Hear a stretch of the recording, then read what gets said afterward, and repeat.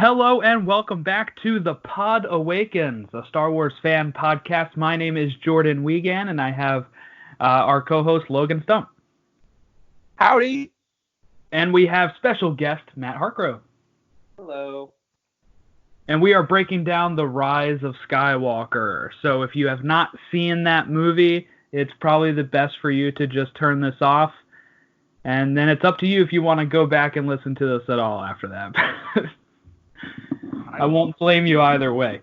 So we are going to get into The Rise of Skywalker. I don't know how we're going to do this. I guess we can just start with general thoughts and, overall impressions, and then kind of get more specific as we go.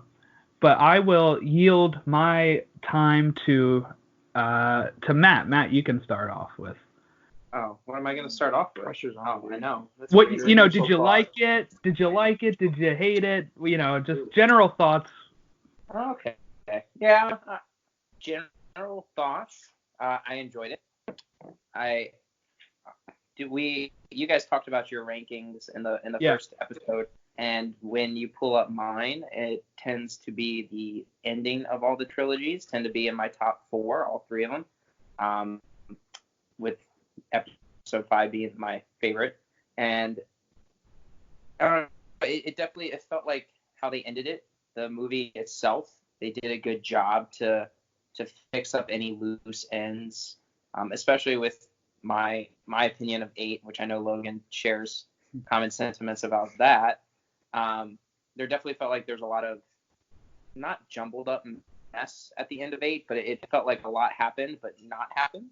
And with 9, it felt like J.J. Abrams took whatever happened in 8 and made ways to turn it into a movie where it honestly felt like a lot of the original trilogies is what I kind of thought of after it, where, there's definitely a lot happening, but it's very compact. So you didn't feel like you were going all over the place.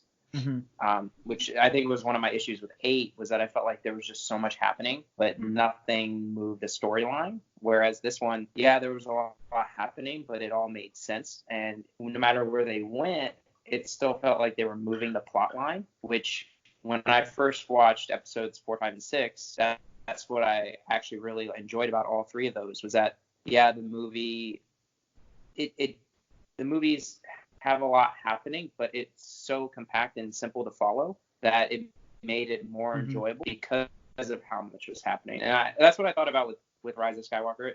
It definitely, I thought, was the best one in the new trilogy. I would definitely see it again if I get a chance to. Definitely will watch it when it comes out on Disney Plus, as it probably will in a couple of months.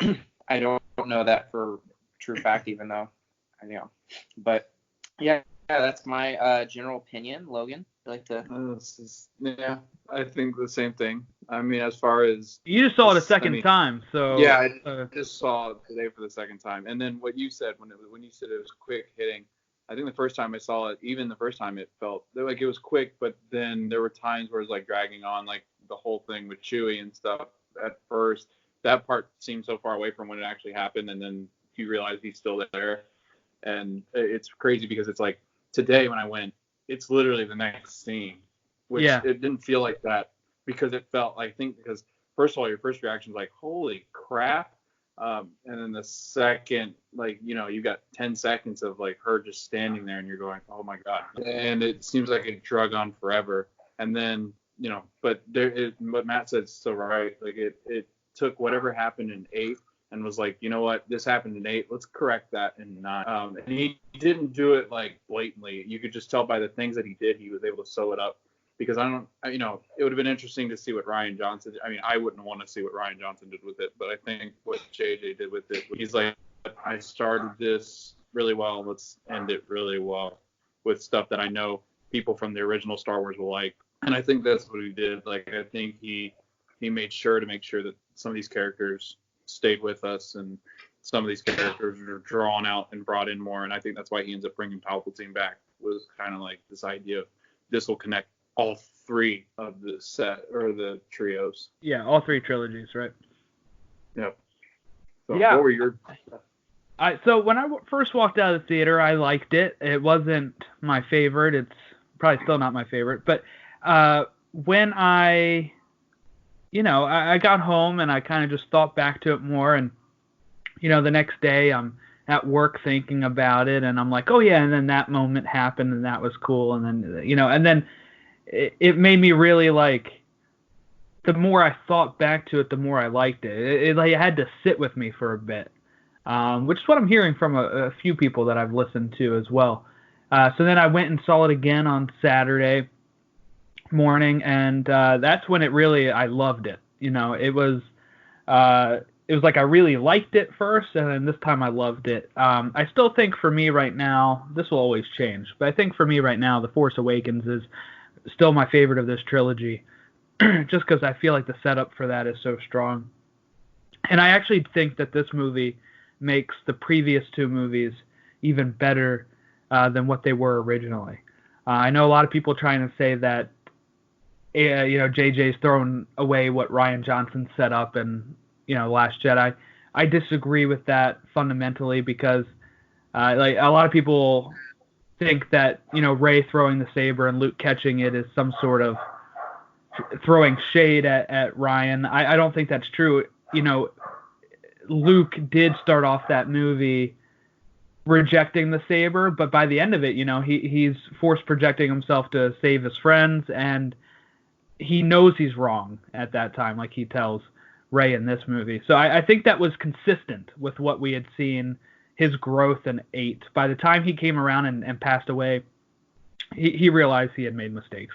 So I don't think that's a big deal. I think now watching, especially people keep talking about, her being nobody, in episode 8 or whatever, but that kind of ignored episode 7 setup. Obviously she's somebody. Maz asks Han who she is, and there's a cutaway, there is supposed to be a real answer to that. So I do like that they did this. I don't think this was ever the actual intent. I think when Ryan killed Snoke, JJ had to correct to, like, well, then I have to have another big bad, so I'm going to bring back Palpatine. Yeah. But I think that works with, connecting the trilogies together. And, Palpatine saying his line from episode 3 about the dark side being a pathway to, things people would consider unnatural. Mm-hmm. Just taken straight out from Revenge of the Sith, which really, now when you watch Revenge of the Sith, you're probably going to be like, that's right, because he comes back, Yeah. And I think that adds not just to 7 and 8, but it adds to 1 through 3 and 4 through 6, where they're one cohesive story now. Yeah, I really enjoyed it, and I think this movie moves fast. A lot of people complaining about the pacing and, that they're after these items like the Sith dagger and the Wayfinder, but I think it's not that hard to follow. A lot of people saying it's convoluted. I think I followed it perfectly fine. I think, and a lot of times too, is people want it to be like answering all questions, but if you go back and watch some of the other, like the older ones, right, like not all the questions are answered. That's not the point of the movie. Would be like 20 hours long. Well, think about that. Like, okay, in the prequels, it's stupid. In the prequels, right, you have Obi-Wan goes to Kamino with the clones, and they say, well, Jedi Master Sifo Dyas ordered these clones. We're never introduced to Jedi Master Sifo Dyas. We have no idea who he is.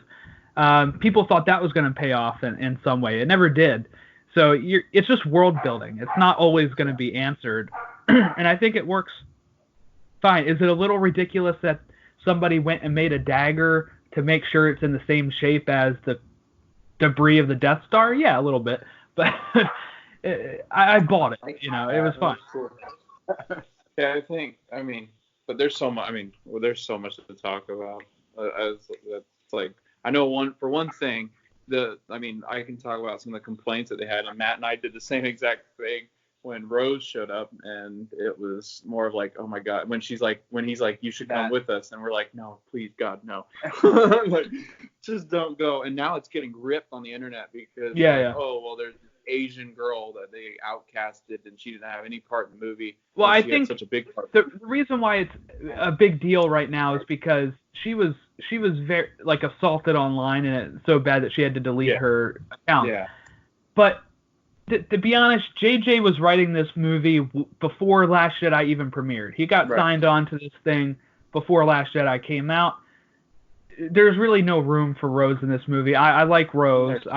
I am somebody that likes Rose, but before even watching Last Jedi, there's no room for in the second one either. Like the three of them together, like you said, Jordan, the three of them going on kind of like that Han, Luke, and Leia mission together. Fine, like that was like the best part with C-3PO. But I guess they had to keep R2 back because of Leia. But the problem with Rose in 8 was, especially toward the end, you watched her. Finn wasn't exactly the greatest character in Episode 8, but he was trying to do something, to save everybody. And then all of a sudden, Rose thinks it's better.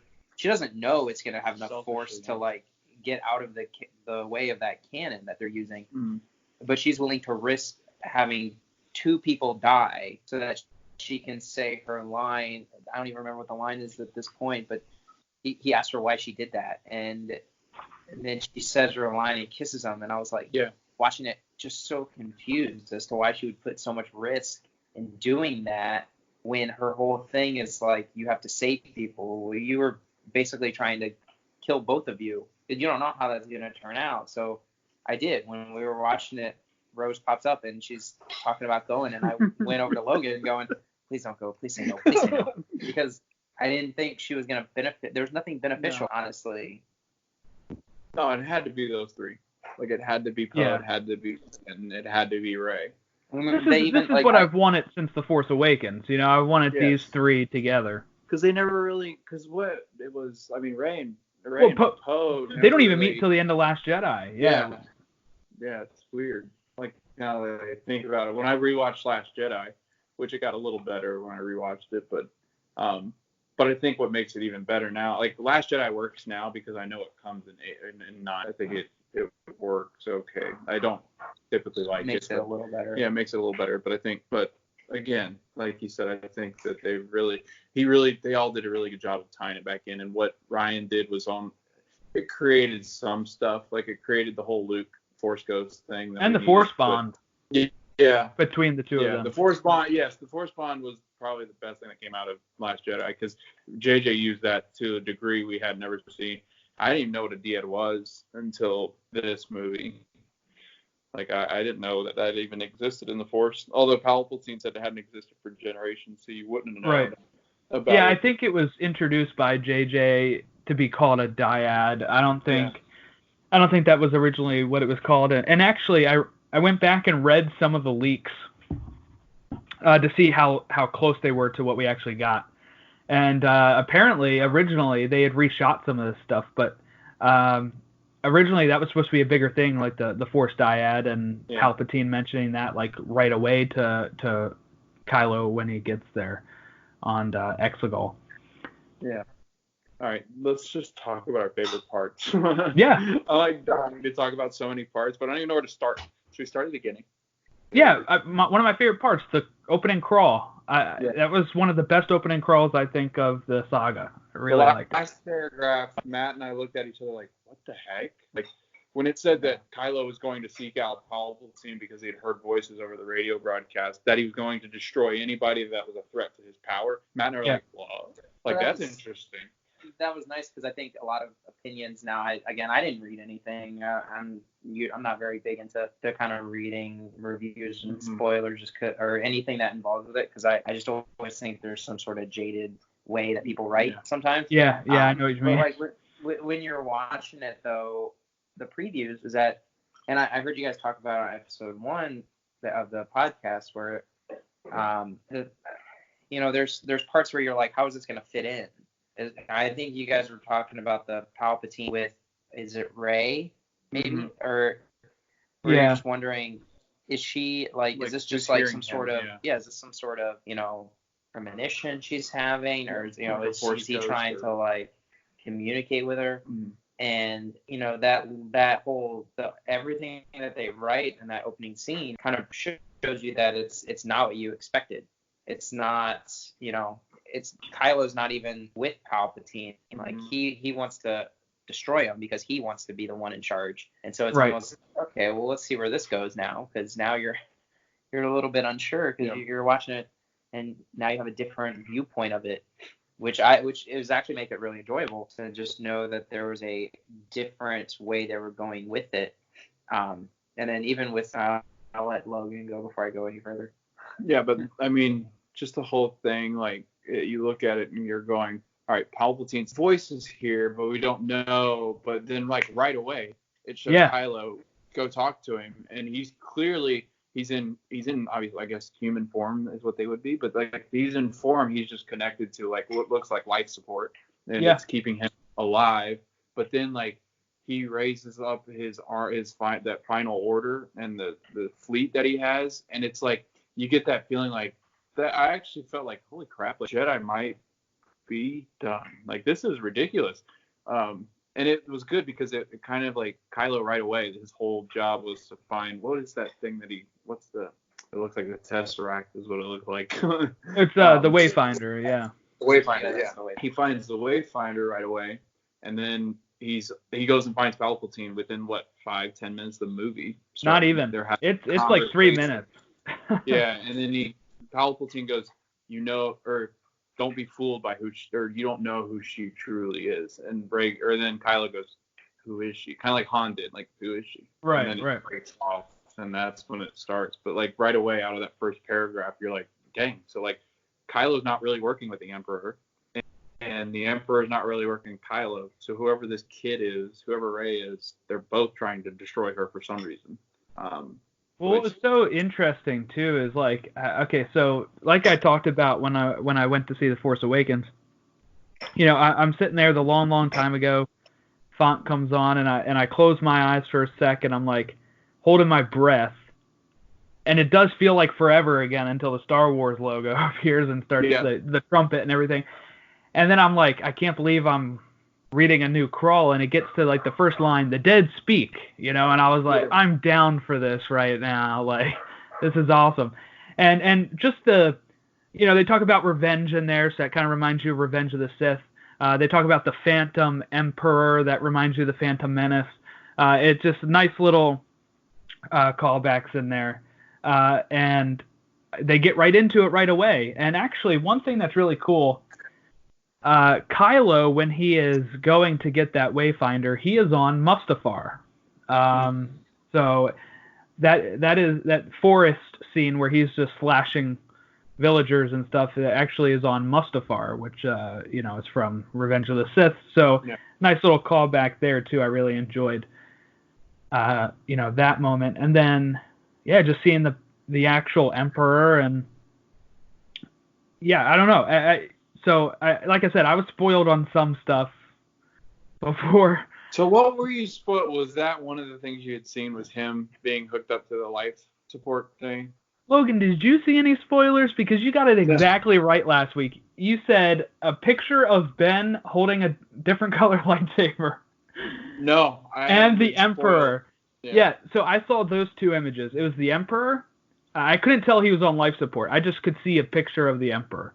So I knew he was back in the flesh. And then the other one was that scene where Ben and Rey are both holding their lightsabers up, staring at him. I saw a picture of that. Then on some other Twitter thread, a day before I saw the movie, I got spoiled that she's the granddaughter of Palpatine. What I think actually helped me. I think that helped me because I was able to already come to terms to it. I think I had read something else about that months ago, but I thought people were joking.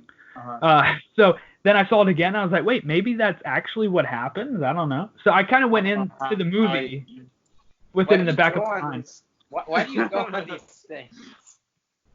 It's fun. I was like, poor Jordan. Jordan finds out these horrible things. I was like, I literally from the red carpet premiere, I barely touched my phone to go on social media. I can't help it. Star Wars on Twitter. Yeah, I hit the word Star Wars words. Yeah, but then like what you said, you you read so many that you don't even know what's true at some point. Yeah. But I don't know, like something that, like, before I had read something about Ben dying, but I was just kind of like, I kind of thought he was going to die anyway, to be honest. Whether he turned good or bad, I thought I think that kind of, I almost feel like that had to happen, because you either had to have him remain bad or get tried for war crimes. Yeah. Yeah, I was gonna say, if he stayed good and was alive, how can you just go? What was he gonna justify? Introduce him to everybody. Yeah. Hey, this is the one that tried to kill all of you. He's the reason why we're dead. This guy, this was the supreme leader. He killed Leia, Luke, Han, like, you know. That was a little easy to pick up on, though. Was that he basically had to die. How he was gonna die, you didn't know, but like. I did not know that part. So that was good.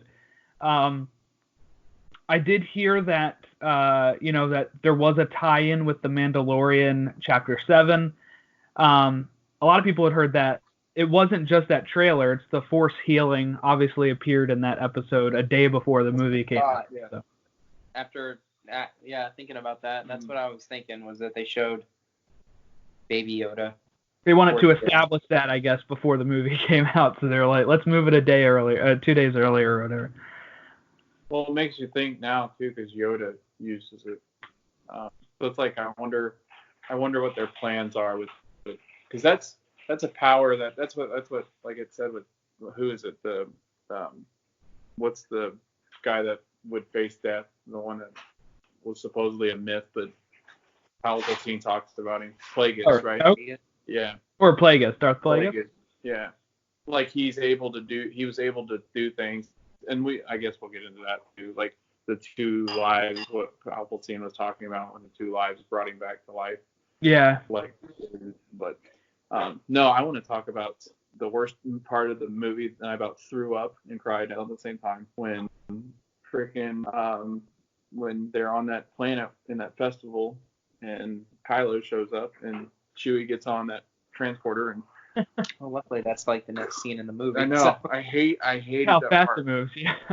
Like today I looked around at reactions and people were like, "Are you kidding?" Everyone was. I reacted. Rachel, my girlfriend, she reacted that way. Like we were all looking at each other, going, "I can't believe that just happened." Yeah. Now you had to believe maybe that wasn't. Yeah. The end. Going. I couldn't believe that. I didn't believe it. But at first, when it first happened, I was like, okay, he's got to still be alive somehow, right? And then you see the ship falling and it's in flames, and I'm like, okay, maybe he can't survive that. I don't know, but their reactions are really well too. Yeah. Yes. Like but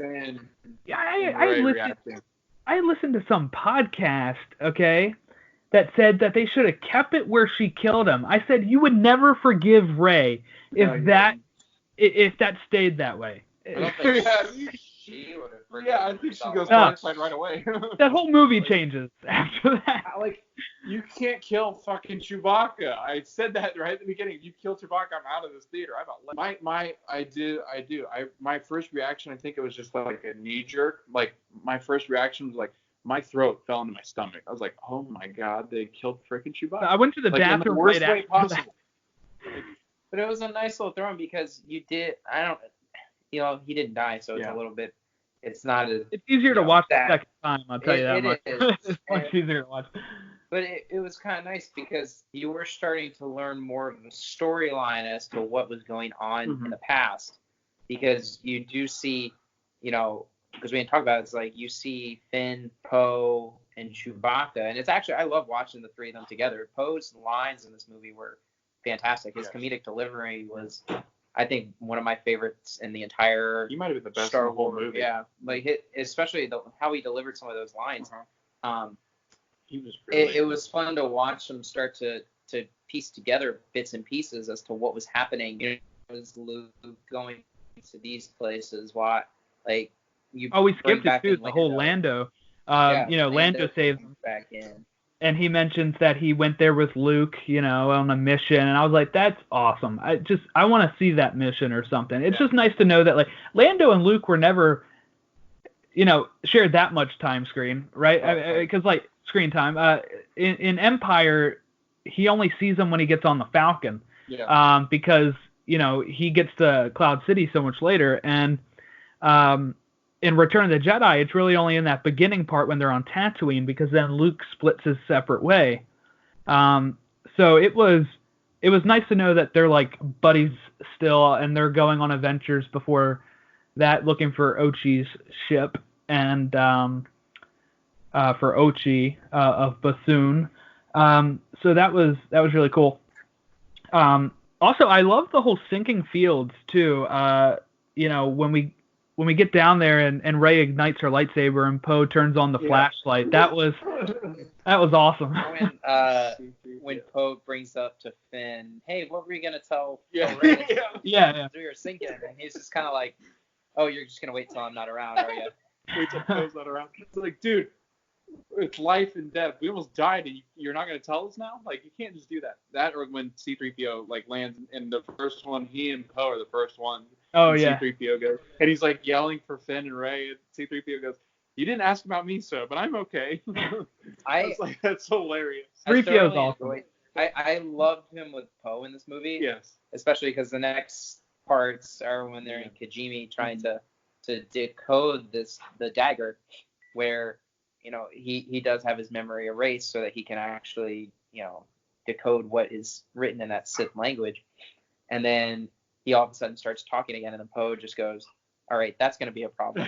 Yeah. And I think that was the funniest line in the whole movie. It was like Poe had this weird hatred of him. Oh, everybody has that annoyance of 3PO. But he made it funny. Yeah. 3PO was also great, in the sinking field cave with the snake when he gets the dagger and he's like, oh yeah, I know what this says, and everybody's like, okay, and then he's like, but I can't say it, I was waiting for some sort of Harry Potter type thing to happen with Rey. I thought she was going to start speaking to the snake. And Poe, brings up the irony of the fact that the one time we need you to speak, you can't. Which is great. I would see the movie again just to watch all the Poe scenes. Poe Dameron, I promise you, I think Rey, they were all really good, man. The chemistry. They have such good chemistry. You can tell. Like Finn, they all have real chemistry together. They make a comment later in the movie where Poe is, asking Lando, like, how did you guys do it? Yeah. And it was like kind of bringing together the original and this new trilogy. You could see where he was like, how did you guys do it? And he's just like, we were just people who wanted to get this done. Like, we didn't have anything to lose here. Or like, they just wanted to go out and get whatever they needed to do done to kind of give him some sort of motivation as to. He said like we just had to do it. You guys are the new ones. Like you're the new Luke, Leia, Han, Lando. Like you guys are the new ones that need to take over. And that was I thought that was kind of a cool way of bringing those two trilogies together at the end to kind of show you that these are the new ones, the new heroes. And they all were great. This was probably Finn's best movie. Yeah. Yeah, and Kijimi was really good because, one, obviously, they'd always rumored Finn and Poe, being a gay couple. But then you get that shot down because he meets Suri. And that's a really good scene, too. She's the new Zam, but, the good side. And she's like, what makes you think I won't kill you? You should be back here. So then obviously, Poe's got a whole different story that we haven't even heard yet. Which I feel like there's a lot of stuff coming with all these guys because I feel like they were alluding to different things. Obviously with Finn, I think Finn's got one coming easily. He's got either a spinoff or something because the stormtroopers that are all abandoned are Jedi. They've got to be Jedi, or at least they're all sensitive to the Force. So it's they all had the feeling, right? They had that feeling. That's my theory though. I think because if you go back to Last Jedi, because I just watched it. In Last Jedi, Luke goes, Kylo basically brought the whole place down and took young Jedi with him. And I'm like, well, that would make sense if at least one of them is a Jedi because he took them and they know the ways of the Force. Those Jedi were probably good with the Force, and he brought them in and they abandoned because they felt that it wasn't right. And then they talk about the feeling today, I remember I picked up on it, Finn and what's her name, they talked about how did you know to abandon ship? And he's like, I just had a feeling. I had this feeling. And that's when he goes, that's why I know the Force is real. But I'm jumping way ahead. But still, everybody's got set backstories, and I think Poe has a huge backstory going with Zeri, and so I think that's a big thing going forward. Which I love that city and that part when Ashley's whole freaking movie was made when Babu Frick. Babu Frick shows up, and he's hilarious. Like, and just the words that he could say in English, he was like, "Yep, droid, black." Yeah. Like, well, what's great too is when 3PO gets his memory restored and it, or gets reset, and he says, Yep. Nobody introduces himself to him except for Babu, and then you get that transmission later, and he's like, "Oh, Babu Frick, one of my oldest friends." There isn't enough made about when he gets his full memory back. He just kind of pops up, and it's like everybody's just, "Oh, he's back." Yeah. Like he remembers everything besides the last mission that we just went on, this last adventure, and I was like, "You guys aren't even like built it up like he was dying, Yeah. Like that was another part. That's actually one of the other scenes that was in the trailer that I thought it was nice to see how they put that in the movie, because again, you had to think, is this like some final mission with him? Is he going to be someone who dies? And then it was more, it's the beginning, and it's more to help them find this wayfinder.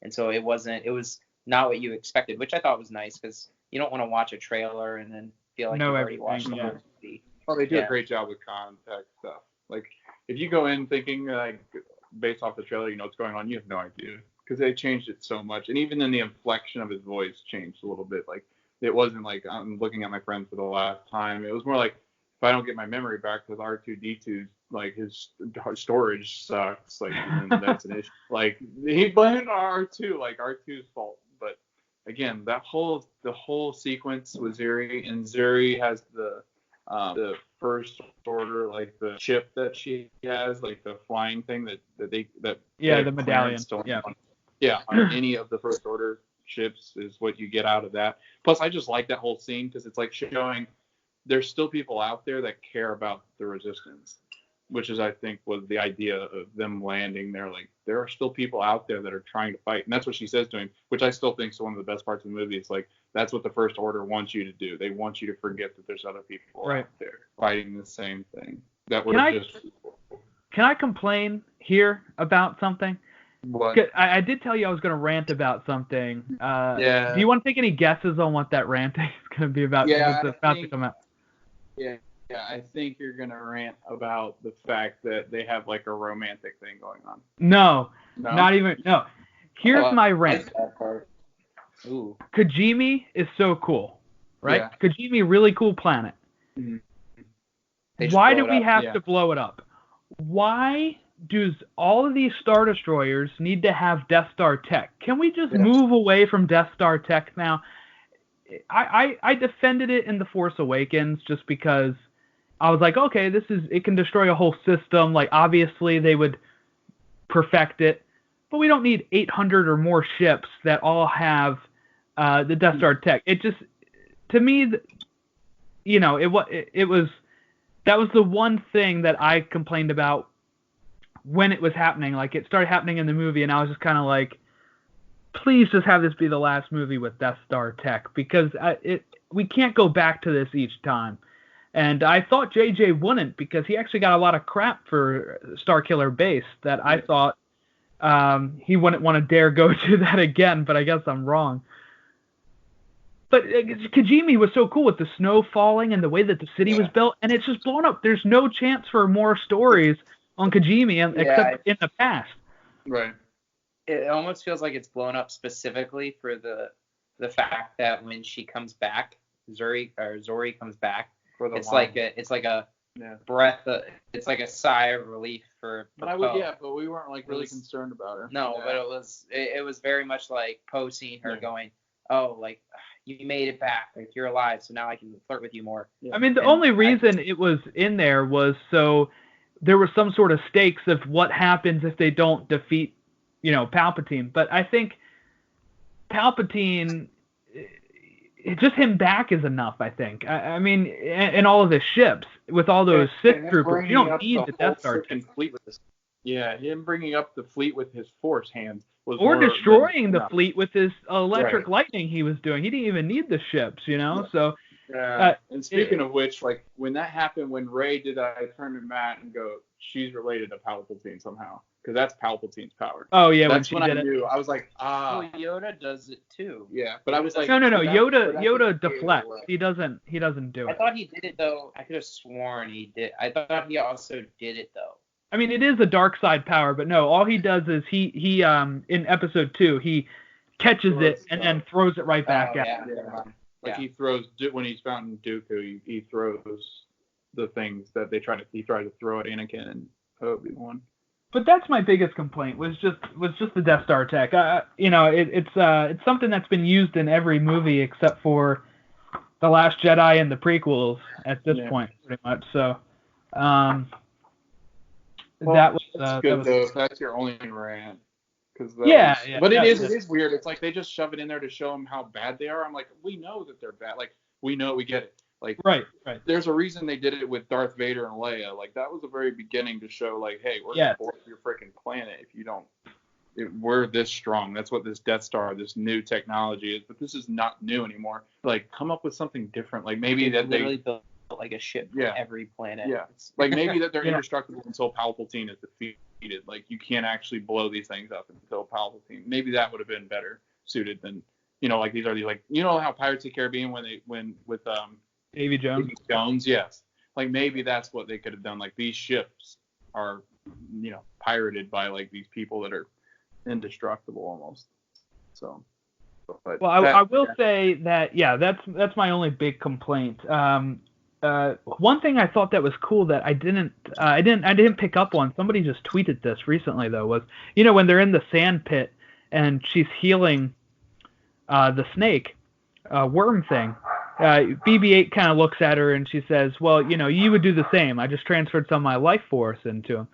And when BB-8 gets on Ochi's ship, he sees Dio, who's lifeless, and he kind of fixes him, kind of giving, kind of completing that of, I'm going to do that because I saw Rey do it type of thing, which was a cool little thing. And Dio, who must have been abused, I guess, I don't know, he was like, no thank you, no thank you. No thank you, no thank you.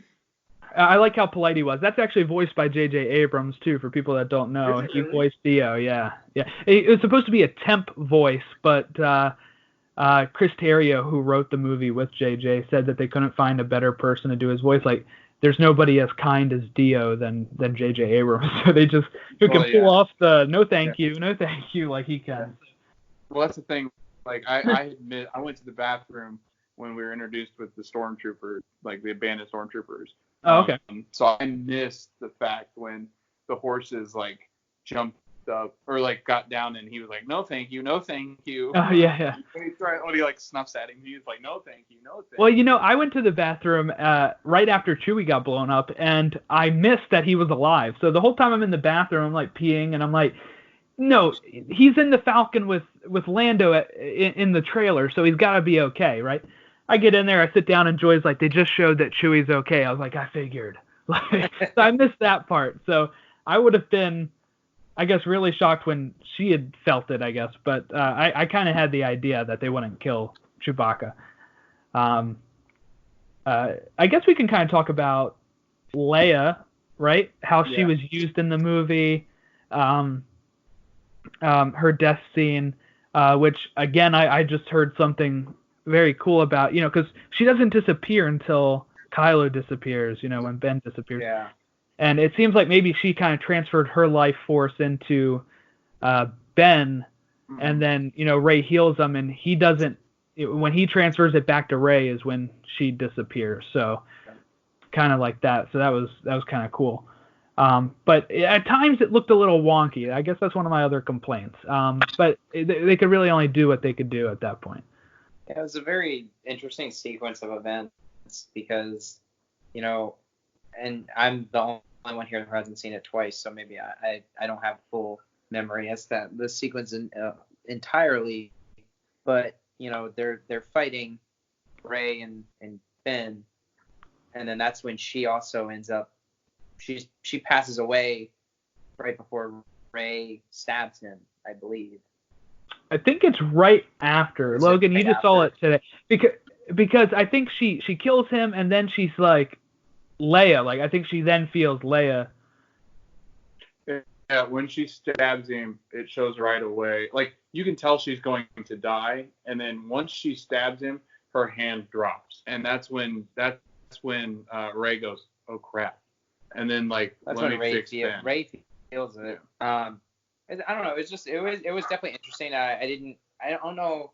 It's not explained well what really happens. No, and it's such an interesting. It's almost the way you can kind of watch it. It's like Ray stabs the dark side out of him because then all of a sudden, he gets healed, and then Han shows up, kind of talking to him basically in a way, and it wasn't bad, but that whole I consider that sequence of events was very interesting compared to the whole movie where you're just all of a sudden you're watching Ben become good, but it just didn't feel like it took a whole lot. No. Right. I think that's this whole time with his character. Like, I feel like in this movie, we entered this movie, because at the end of Last Jedi, I just felt like at the beginning of this movie, you're like, he's definitely to the point where he's so conflicted now that everything's going on the way he is, that he's not even really worried about the dark side as much as he's worried about, for some reason, whatever Rey is to him.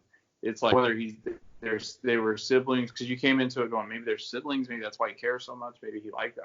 It was weird, but like, I do feel that you really had to understand Luke's life force and the way that he was able to use that with everything. And then the only thing you get from her, like Matt said, there's not much explanations. All she says is Ben. She's like, Ben. And he kind of looks around like, wait a minute, that's the first time I've heard my mother.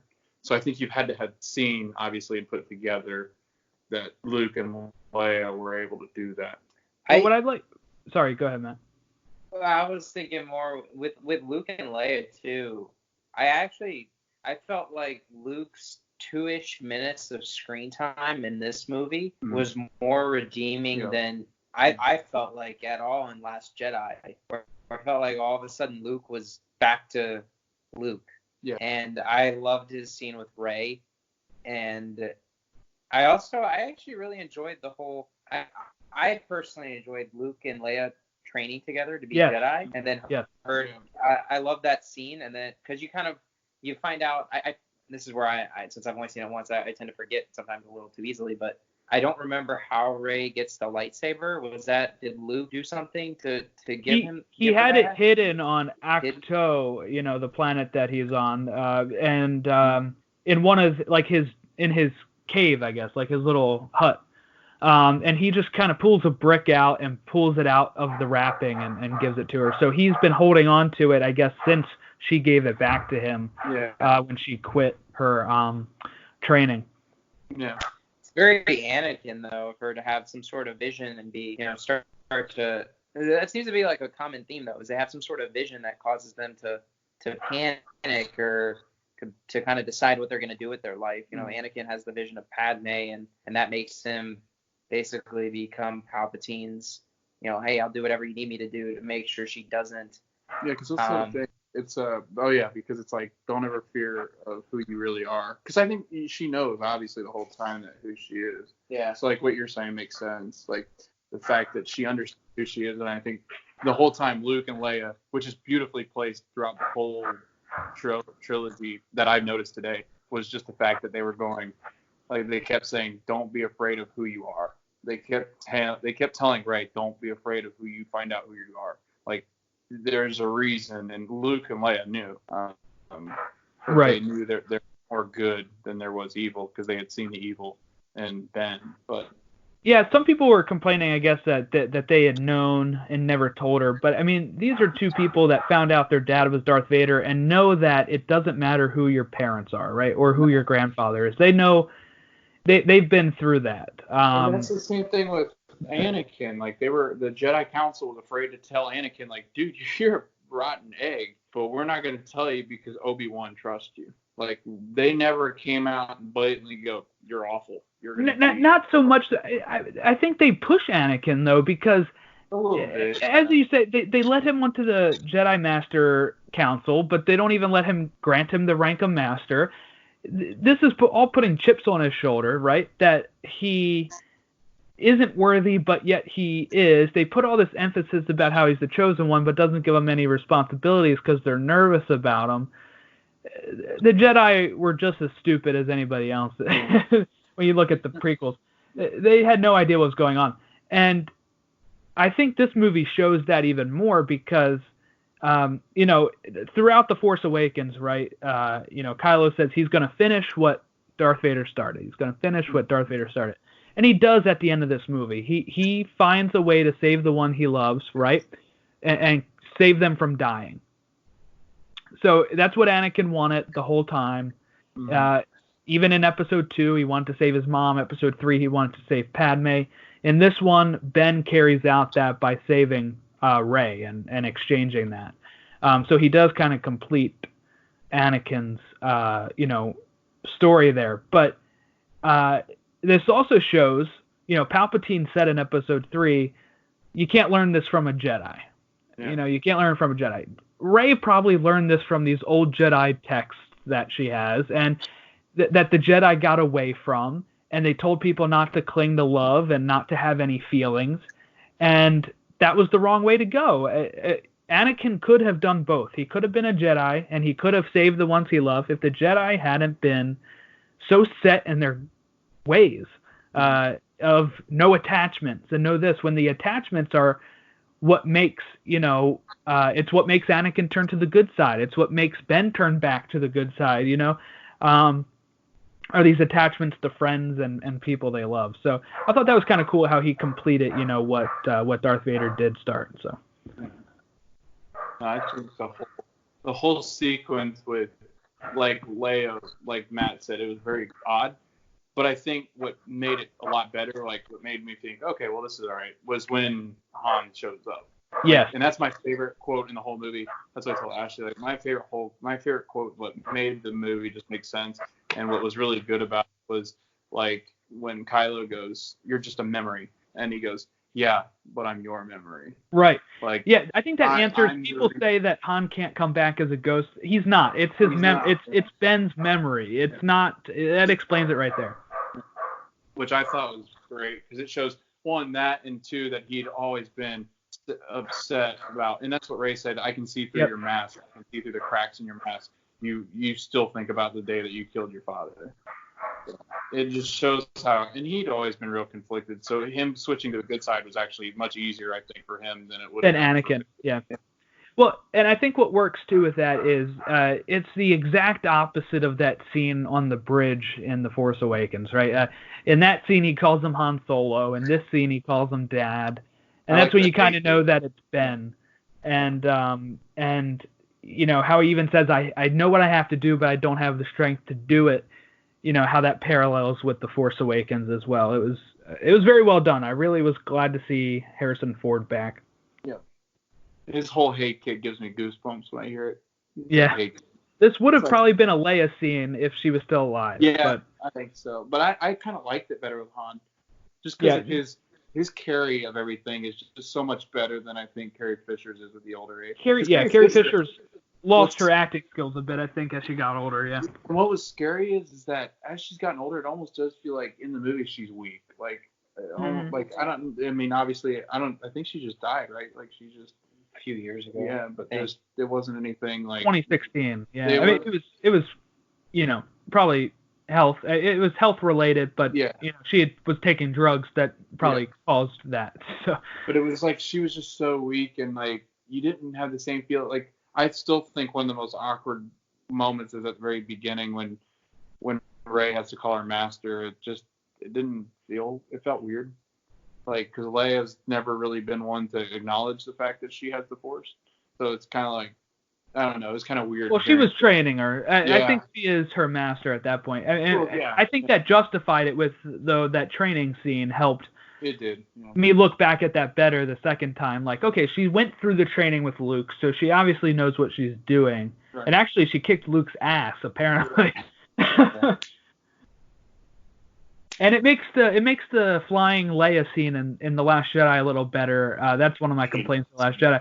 But knowing that she actually went through the training makes me feel like it wasn't just her having like a reflex that she just did this. She studied the Force, Yeah, I guess so.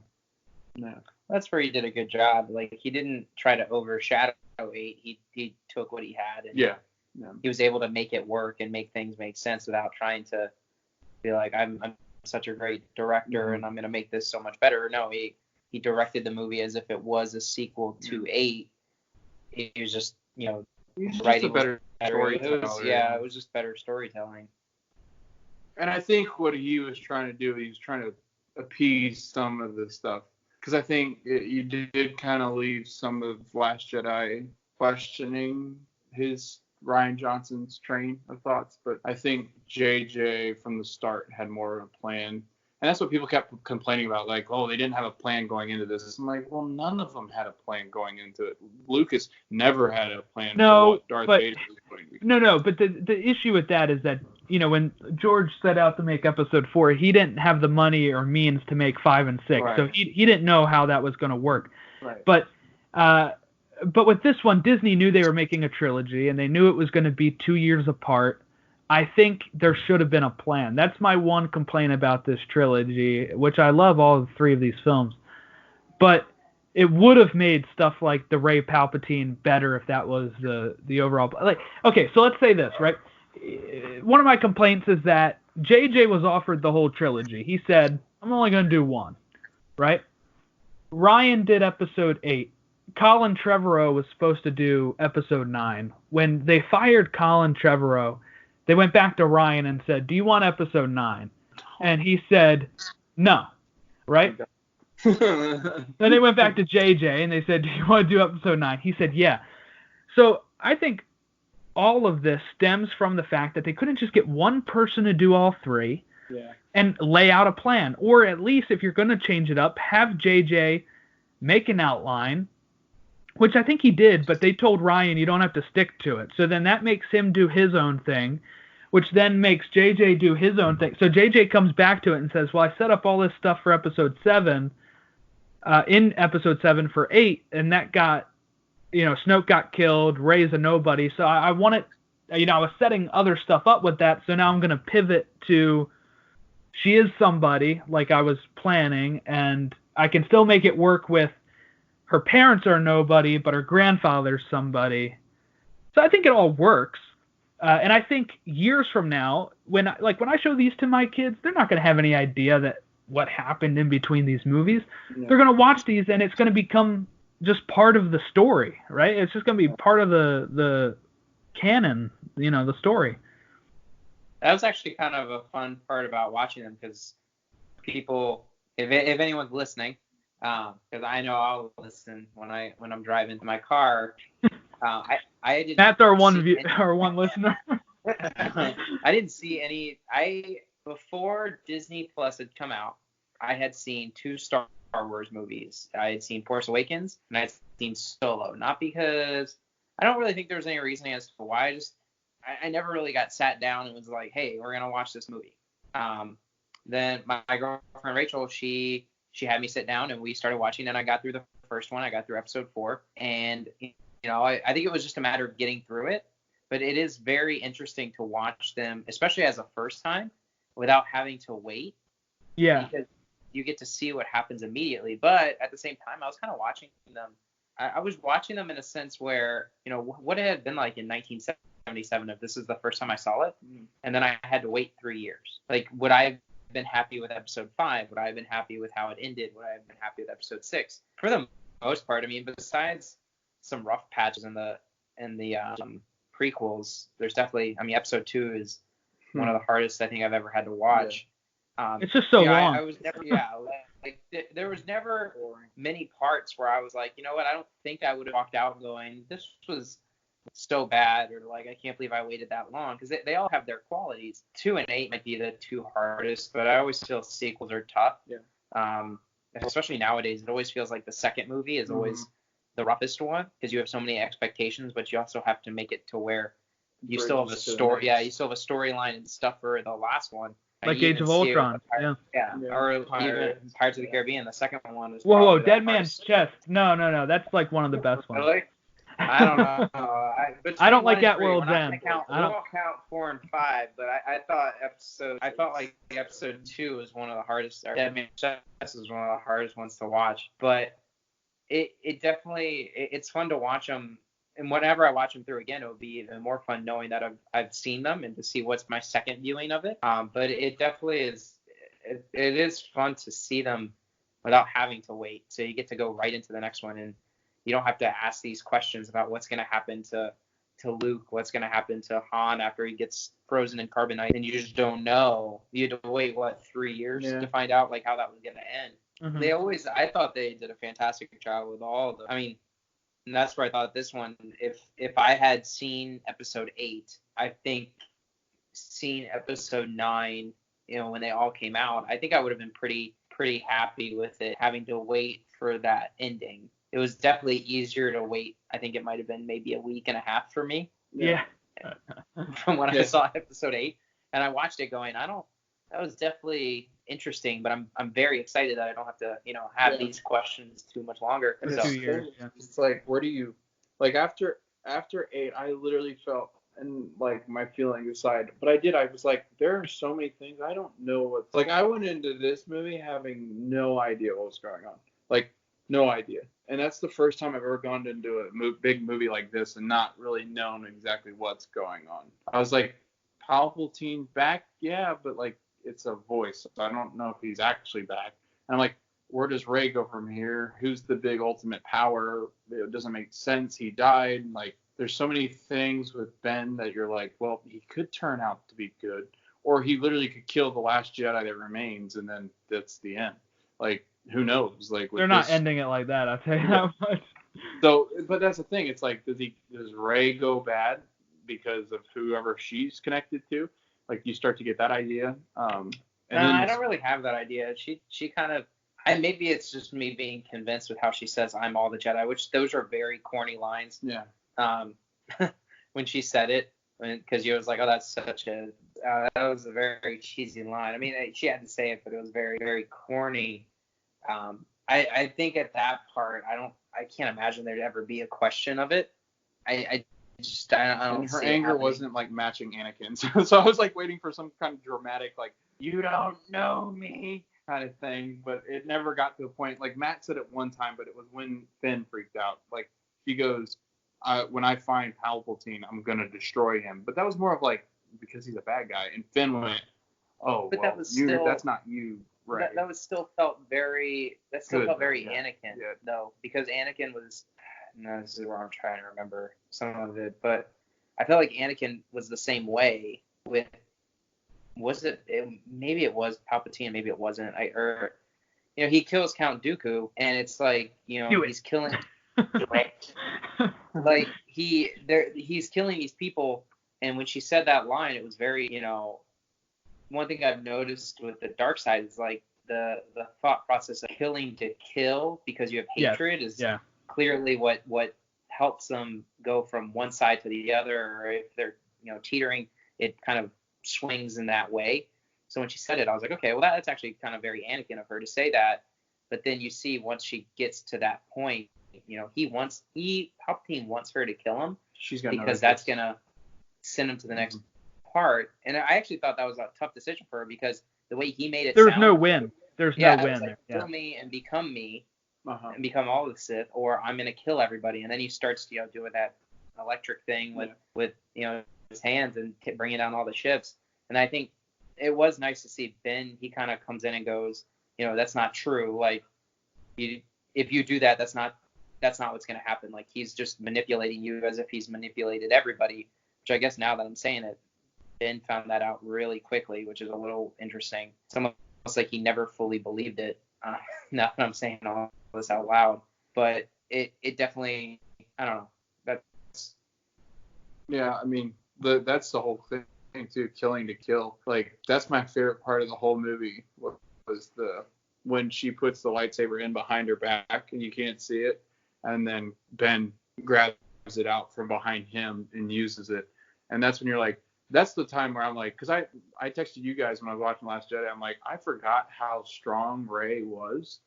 But then, like, some of the stuff she did in 9, when she grabbed that ship that Chewie was supposed to be on, I was like, oh my God. And even Ben was looking at her like, whoa, like, that's some crazy crap there. I've never seen somebody do that. Like, she got to a point where she became so powerful that it was scary, and it scared her too, I think, which is also the difference. Palpatine, when he did it, it was more out of anger, and he liked it. It scared her when she did anything like that, and she was even scared to have a lightsaber. Like when she handed it back to Leia, she's like, I don't want this. This is too much power. That's kind of set up in The Last Jedi with the Force dyad. With, he tells her, I've only seen this raw strength once before in Kylo Ren, and it didn't scare me then, but it scares me now. So like just the fact that they're on that even level almost of how powerful they are together. It's crazy. Like I still love that arc of that story. Like that whole final scene with those two is just one of the most powerful moments in Star Wars, I think. But Ben's shrug, I love his shrug when he gets the lightsaber. So Han, think of Han on Return of the Jedi with when he tricks everybody out of the base, and they kind of look back at him and he has his gun and he just kind of does this shrug. It was good like that, and his delivery of "ow" as well was pretty good. Because that made it seem like he was human and good again. Like, like that hurt. And the fact that he shows up in like a t-shirt, like that's good too. I didn't think of that, but like how it makes him seem human. Because think of Force Awakens when he gets like stabbed or gets a thing. He just starts like pounding his flesh to make him more angry. Yeah, crazy. And he doesn't say ouch or anything, but this is very like, he's like ow. But yeah, you're right. That whole Han shrug, I didn't catch it until today. The first time I didn't catch it at all. I was like, I didn't know what you're talking about. I was like, I didn't catch it the first time either. Somebody mentioned it, and I went back, and when I saw it the second time, I was like, oh yeah, he does kind of a shrug, like, okay. Yeah, he gets a good little like that. Yeah, what'd you expect? I was gonna pull this lightsaber out of my ass. Like, here it comes. So, but that whole scene, that whole Rey scene is just. And I'll tell you one thing, man. If I was a little kid, I think that Exor, whatever it is, that place is scary. Exegol. Yeah, I was like, that place is scary, and he's scary. I was like, I don't think I'd have been able to watch it. It is a scary movie for a kid. Like, even in the beginning, like, the way that the lightning is hitting Palpatine, and, it's kind of creepy. It sounds weird, too. With his missing digits and everything he has on his hand. It's kind of weird. But, and then at the end, when she's trying to get all the Jedi back with her, she hears voices of all these Jedi, and she hears Hayden Christensen as Anakin Skywalker. Yeah. She hears Qui-Gon. Yes, Qui-Gon. Liam Neeson came back to voice it. Yeah, I love that part. Ewan McGregor as Obi-Wan. Yeah, Samuel L. Jackson as Mace Windu. Frank Oz as Yoda. I was hoping it was more of like a Force Ghost where all of them were just kind of like standing there, kind of like at the end of 6, where they're all like standing around her. Luke's like they're all kind of there with her, going like, hey, this is you to defeat, the person who's basically been controlling everything since the prequels at this point. Now that it's said that he controlled Snoke, and so he was Snoke. Yeah, they had the pickle jar of Snoke's. Yeah, I was Sith. And he's like, well, then she goes, well, I'm the Jedi. So almost like they are the equal. We get also Luminara Unduli. She was in the prequels and also in the Clone Wars.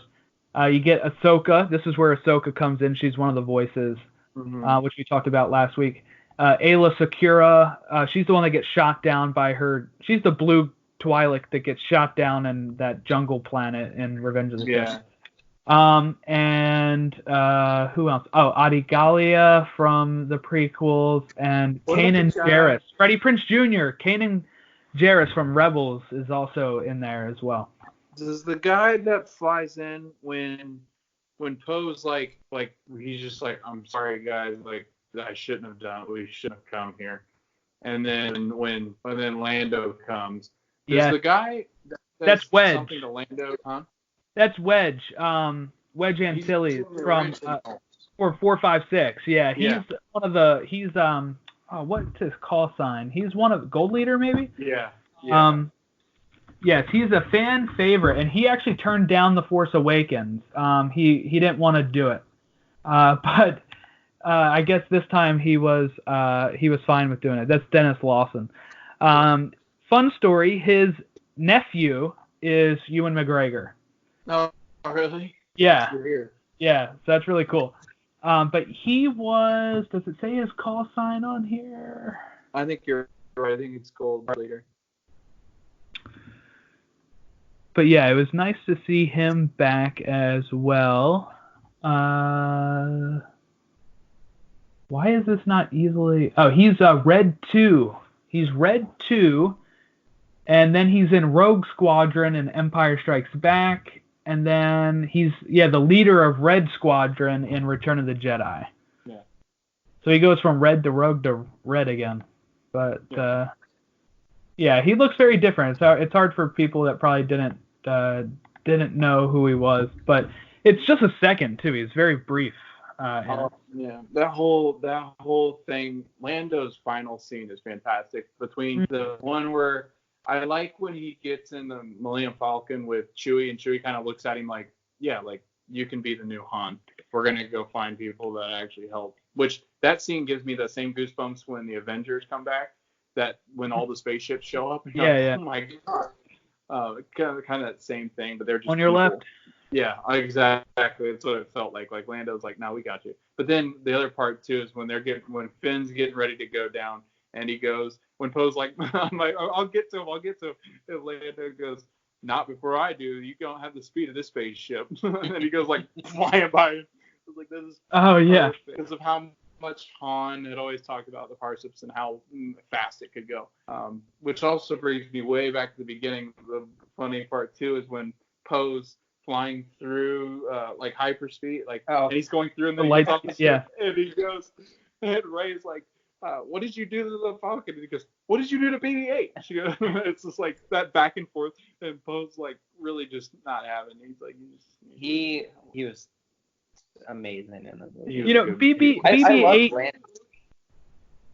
I was just gonna say BB-8's kind of like a kid with two divorced parents. He with Rey and Poe, like they're always on different places, and he's either with one or he's with the other. Like he's not like it's pretty funny. Like he's kind of both of their droid, but like he was originally just Poe's, But it is funny to see him. He had R2. Poe had R2 in the final battle.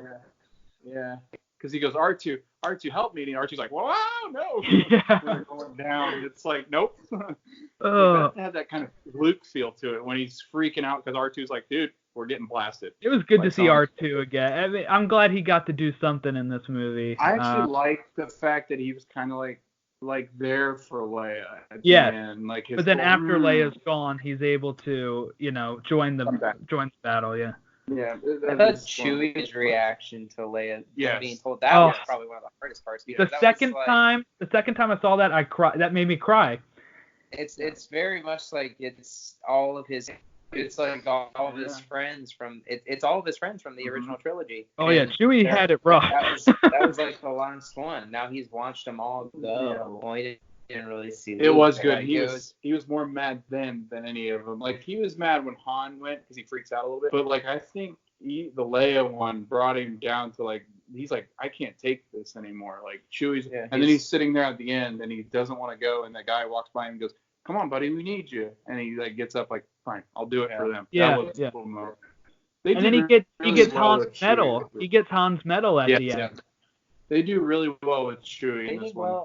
They really did well with all the original trilogy. I love Lando. Yeah, Lando was good. I also I thoroughly enjoy Solo. So yeah, that's actually one of my favorite movies. But which one? I like Han and Lando. Solo. Oh, Solo's great. Solo's great. I love that movie. But it was just nice that I enjoyed the original and the sequel trilogy. Like I enjoyed the characters interacting with each other in this movie as well. And they actually did it well in 7 too. It just 8 felt very different. 8 split them all apart. That's the issue. You get none of them together. Finn's not with Poe. Poe's not with Rey. Rey's not with either of them. Gross. Finn's with the worst character in Star Wars history. Oh, he wasn't with Jar Jar. They should do a spin-off of Jar Jar and Rose. take on the galaxy. Guess who won't watch that? Nobody. I'm not gonna watch Oh god. it.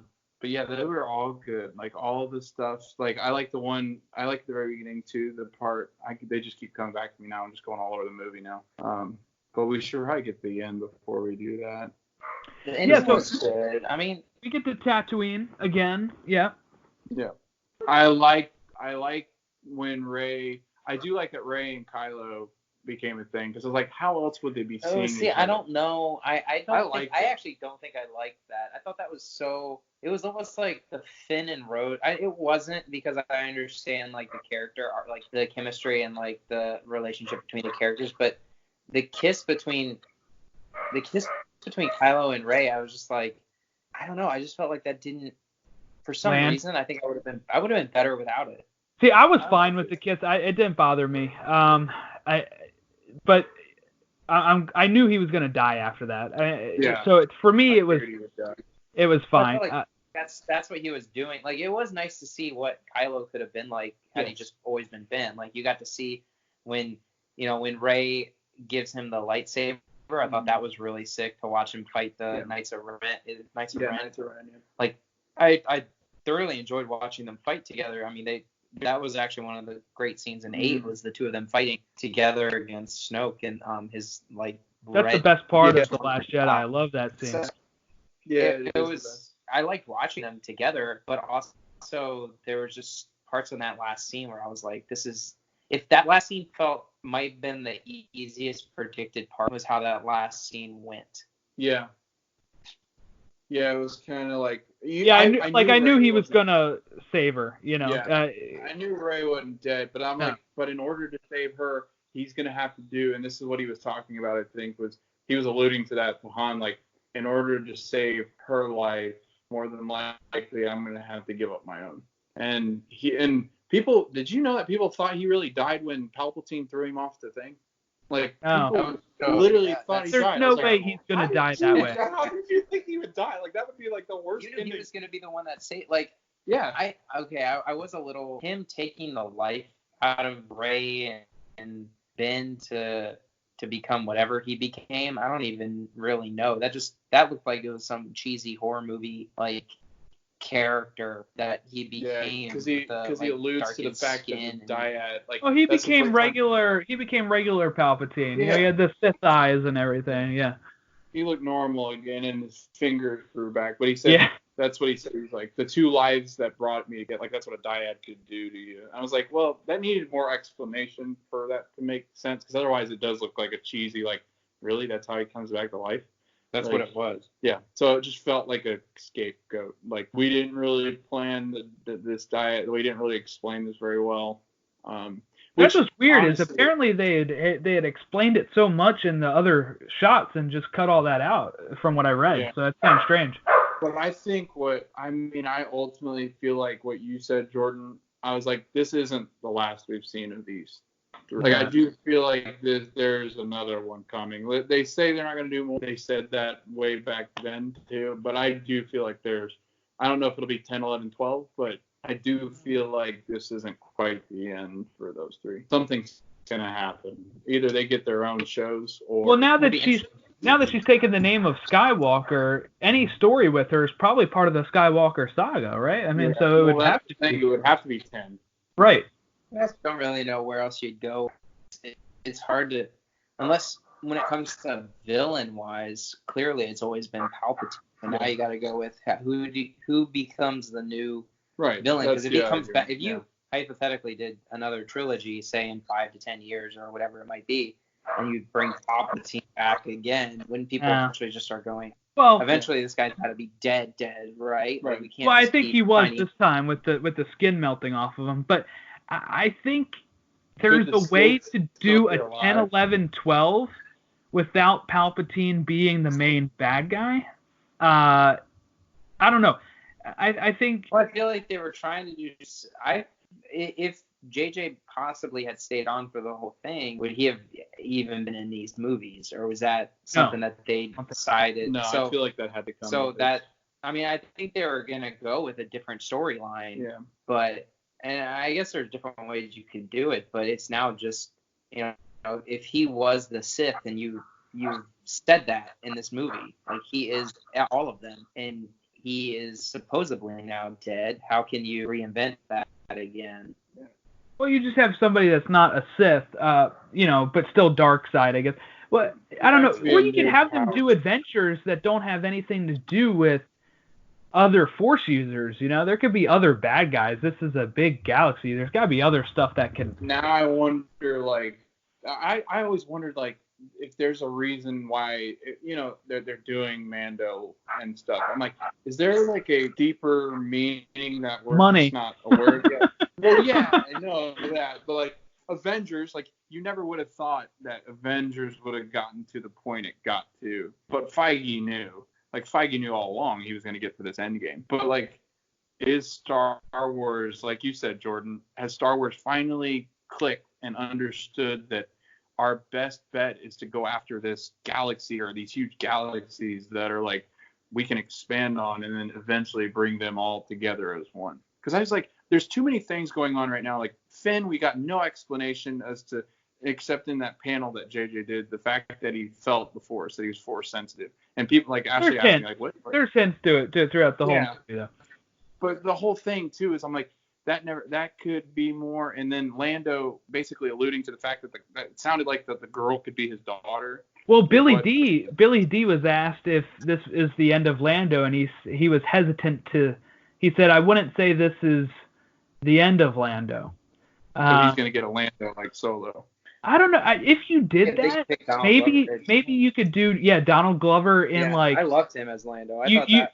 Maybe you do Billy D at like the beginning, like almost like Bob Saget, and then you have Josh Radnor, Donald Glover, like How I Met Your Mother, where you get Bob Saget, like Lando's voice, like Billy D's voice, or scenes that bookmark a season from, Billy D, because he's 83 years old. I mean, how much can he do? It's kind of. I see him and Solo back together as 83-year-olds blasting out.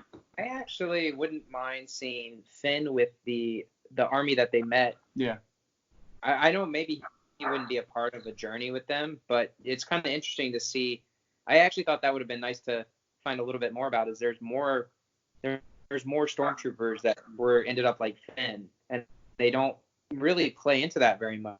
It's just kind of like she says like, oh yeah, we defected too, and then Finn's like, oh my god, like there's more of me, and then they just kind of end that, and you're like, oh, well that's kind of cool. It'd be nice to see what if they could do something with that. It doesn't exactly have to be like, I guess in a sense it doesn't have to be like a whole like Finn with them, because then you have to find out why is Finn with them. But I don't know, I kind of liked the fact that there was more of these people that were just like him, and I don't know, that I enjoyed that storyline of it. Yeah, I mean, so let's just talk about the end real quick. She gets she goes back to Tatooine, buries the sabers, I guess, for somebody else, or maybe that's like their burial for Luke and Leia. I'm not really sure what we're supposed to read there. And then just to show us, right, she turns on her lightsaber, her brand new one that she made. It's a nice yellow blade. And she's got that cool switch too, where she just kind of flicks it. And that's pretty cool. I want a toy of that like now. And then she kind of looks out at the sunset, and that's the second time I cried on the second viewing. I did not cry the first time at all, but the second time I cried here and when Chewie heard about Leia. This time it was more of the saga's over, for now. So I kind of got that. It was nice to see the Ewoks.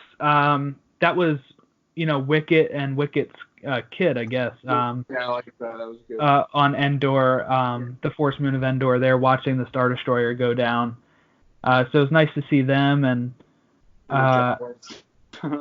yeah. The little John. Yes. What the heck was that?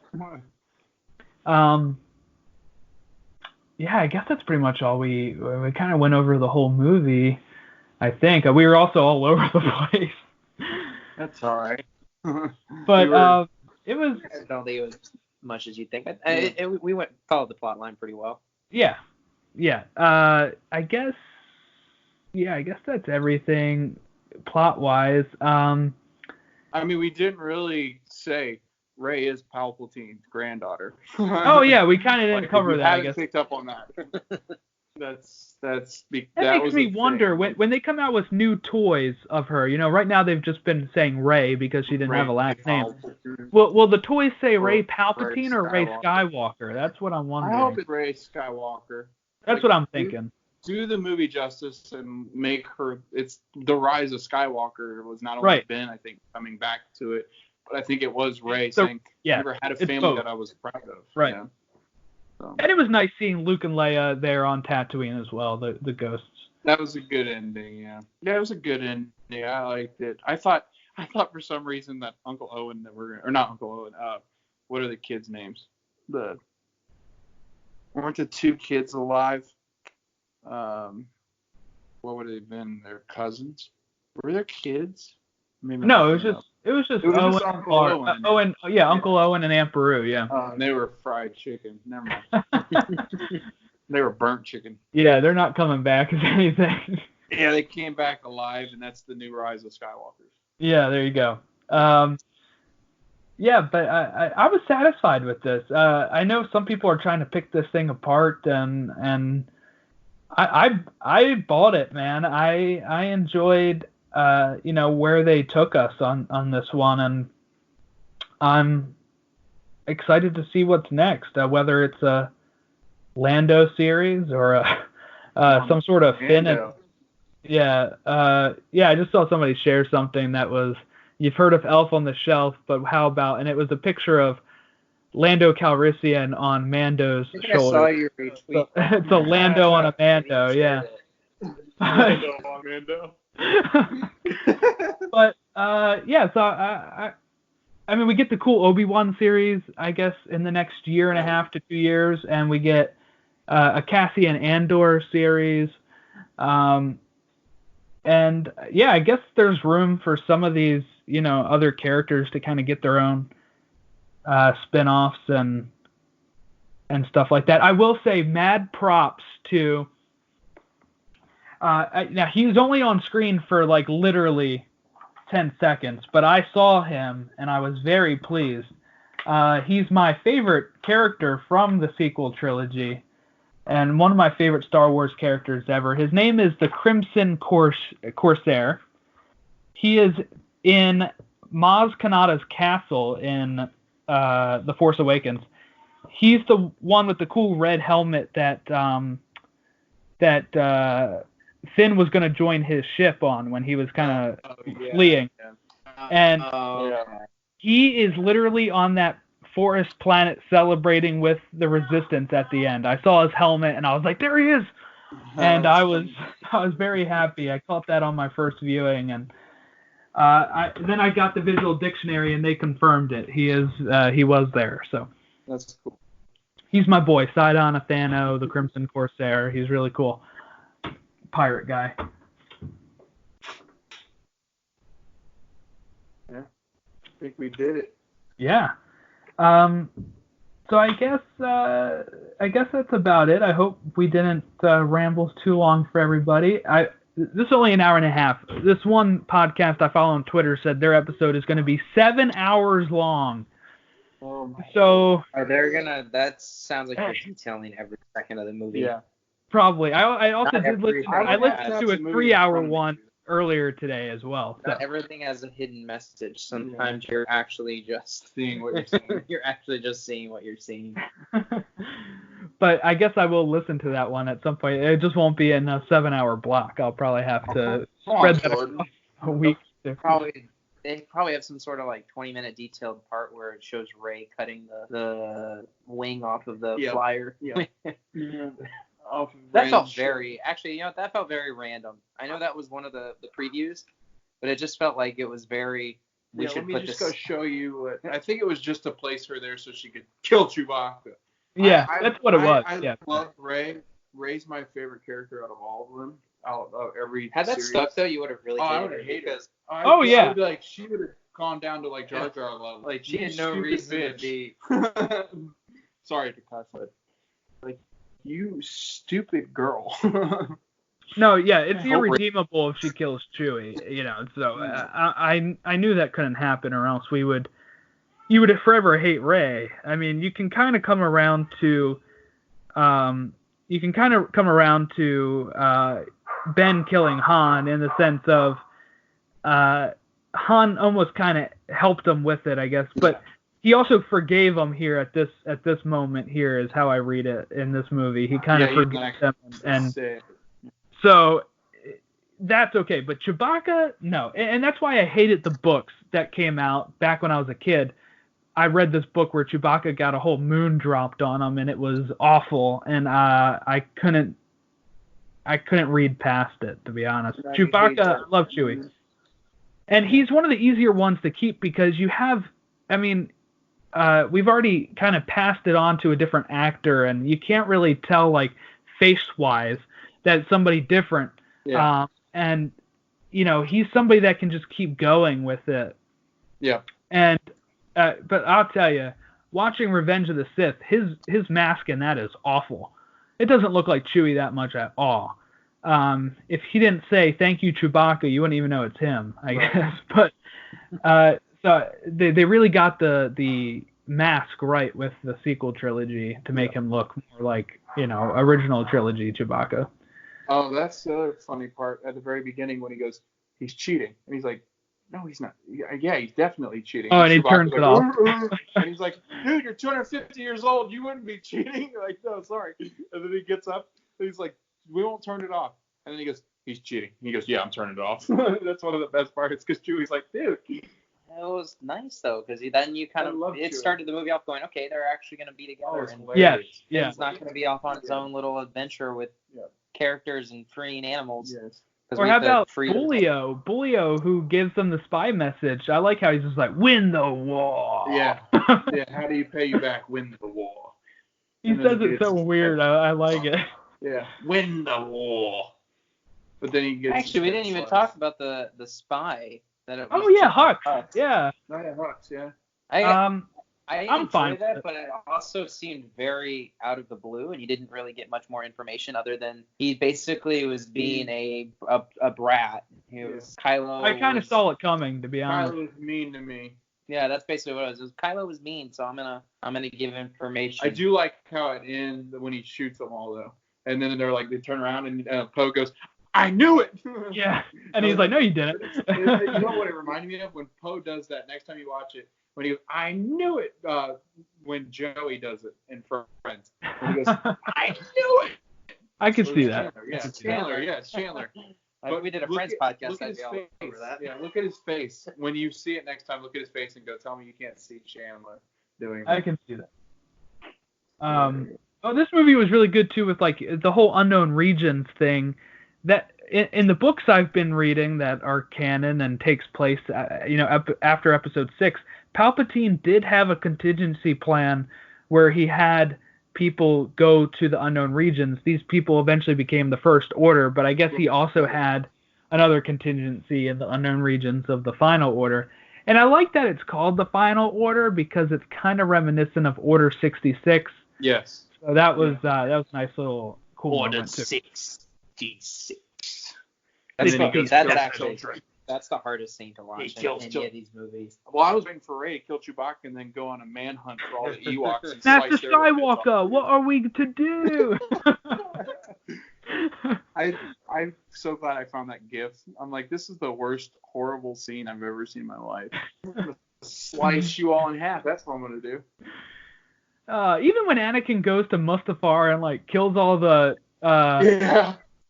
he Darth Sidious said there would be peace, and he's just like wham wham. Peace this, peace out. Yeah, pieces. You're in pieces. That's what we said. I hate you. Like, all right, chill out, Hayden. Hayden was so good in that movie, though. He really got a rough deal with Attack of the Clones, I think. He's got a really bad attitude. I'm like, man, like, his scenes are cringy. Like, I hate watching them because I'm like, I hate him. I don't like him because I love Obi-Wan. I'm like, dude, you are like, stop being an ass. I actually thought he was better in 3 than 2. He was. 2 was I hate 2. 2 was the most awkward love story I think I've ever watched. Master's always just judges me. I'm like, he sounds like Creature is what he sounds like from Harry Potter. That's what I think he sounds like. You're such a baby. Like, chill out. Like, you've got it made. Master Obi-Wan doesn't like when I do this. I'm like, you're such a little prick. Let me just cut the fruit with the Force here. Master Obi-Wan never lets me do this. This is like some kind of taboo, like sleeping with your sister. So, No one does that. yeah, Luke does. Luke makes out with her in episode 4. Well, there's like a really funny. I don't think you've watched Game of Thrones, but there was like I think my roommate shared. There's a lot of incest in that one. Oh yeah. There's like a thing on Facebook he shared where it was like it was Leia saying I kissed my brother, and then it's Cersei who in Game of Thrones has a ancestral relationship with her brother, where it involves like kids, and it's just like her smiling, like very cunning, like just like, hi, you don't even know what I've done. Oh jeez. Well, I guess we'll have to hopefully we get some good news about some sort of continuation of Solo or some of these characters that we can discuss. I'm ready to get rid of them. I like them. No, they're so that's what sucks about 7 and 8 in the sense of we didn't even get to spend that much time with these characters together. We had Finn and Rey together for all of 7, but we didn't get a lot of this trio together, and I'm glad we finally got it, and it seems like there was enough time passing where there's spaces for adventures in there if they want to tell those stories somehow. But yeah, so I guess that'll wrap us up for our Rise of Skywalker review. I'm sure this is not the last time we'll talk about the movie on our podcast, so... Yeah. But yeah, so I guess let me get up our social media stuff because I don't remember it. You can follow us on Choose Killy. Twitter at PodAwakens, Facebook.com/PodAwakens, Instagram at PodAwakens, email podawakens@gmail.com. Okay, so it's very simple. There you go. PodAwakens on any of the socials. And we will catch you all next time we get around to recording, I guess. We will probably talk about Mandalorian next, the next episode of The Mandalorian. So sounds good. Or just all of it. All of it, yeah. We could go do a rewatch. Yeah, we have to. We'll have to.